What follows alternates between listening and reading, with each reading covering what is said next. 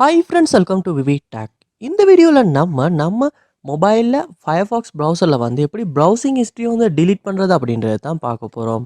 அதாவது நம்ம Firefox ப்ரௌசரை use பண்ணி ப்ரௌஸ் பண்ணுறப்போ வந்து நம்ம சர்ச் பண்ணுற ஒவ்வொரு விஷயமுமே வந்து ஹிஸ்ட்ரியாக வந்து சேவ் ஆகிக்கிட்டு இருக்கும். ஸோ சம்டைம்ஸ் வந்து உங்களுக்கு நீங்கள் சர்ச் பண்ண ஹிஸ்ட்ரியை வந்து டிலீட் பண்ணணும் அப்படின்ற ஒரு தேவை ஏற்படும். ஸோ அந்த மாதிரியான சந்தர்ப்பத்தில் வந்து எப்படி அந்த நம்ம சர்ச் பண்ண அந்த ப்ரௌசிங் ஹிஸ்ட்ரியை வந்து டிலீட் பண்ணுறது அப்படின்றது தான் இந்த வீடியோவில் பார்க்க போகிறோம். ஸோ வாங்க வீடியோக்குள்ளே போகலாம். வீடியோ கடைசி வரைக்கும் ஸ்கிப் பண்ணாமல் பாருங்கள். இதான் நம்ம சேனலுக்கு நீங்கள் ஃபஸ்ட் டைம் வந்திருப்பீங்களா இருந்துச்சுன்னா, நான் தான் விக்னேஷ். மறக்காம நம்ம சேனலை வந்து சப்ஸ்கிரைப் பண்ணுங்கள். அப்படியே பார்த்துள்ள பெல் ஐக்கனையும் கிளிக் பண்ணுங்கள். இந்த வீடியோக்கு ஒரு லைக்கையும் போட்டு கண்டினியூ பண்ணுங்கள். ஸோ நீங்கள் வந்து சர்ச் பண்ணுற ஒவ்வொரு விஷயமே வந்து இந்த Firefox ப்ரௌசரில் வந்து உங்களுக்கு வந்து சேவ் ஆகிக்கிட்டே தான் போகும்.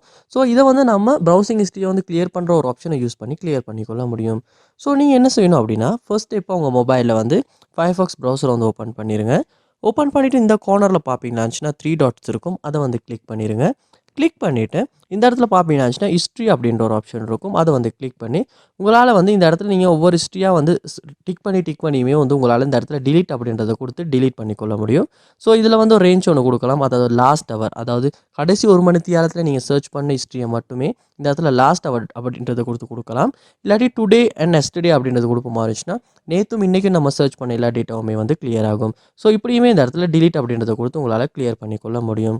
அது மட்டும் இல்லாமல் இந்த இடத்துல இருந்து பேக் வந்துடுங்க. பேக் வந்துட்டு திரும்ப இந்த 3 டாட்ஸை கிளிக் பண்ணி செட்டிங்ஸ் உள்ள போயிருங்க. போனதுக்கு அப்புறமா கீழே ஸ்க்ரோல் பண்ணி வருவீங்களாச்சுன்னா டிலீட் ப்ரௌசிங் டேட்டா அப்படின்ற ஒரு ஆப்ஷன் இருக்கும். அதை வந்து கிளிக் பண்ணுங்கள். கிளிக் பண்ணால் இந்த இடத்துல வந்து உங்களுக்கு டிக் பண்ணுறதுக்கு காட்டும். ஸோ இப்போ டிஃபால்ட்டாக வந்து டிக் ஆகியிருக்கு. அதாவது browsing history and site data, cookies, cached images, இப்படி எல்லா விஷயமே உங்களுக்கு டிலீட் பண்ண விரும்புவீங்களாச்சுன்னா உங்களால் இந்த இடத்துல இது எல்லாத்துக்குமே டிக் பண்ணிவிட்டு டிலீட் ப்ரௌசிங் டேட்டா அப்படின்றது கொடுப்ப மாறிச்சுன்னா இதில் உள்ள சகல டேட்டாஸ், ப்ரௌசிங் பண்ண டேட்டாஸ் எல்லாமே வந்து கிளியர் ஆகும். ஸோ இப்படி தான் வந்து நம்ம Firefox ப்ரௌசரில் வந்து ப்ரௌசிங் ஹிஸ்ட்ரியை வந்து நம்ம டிலீட் பண்ணுறது.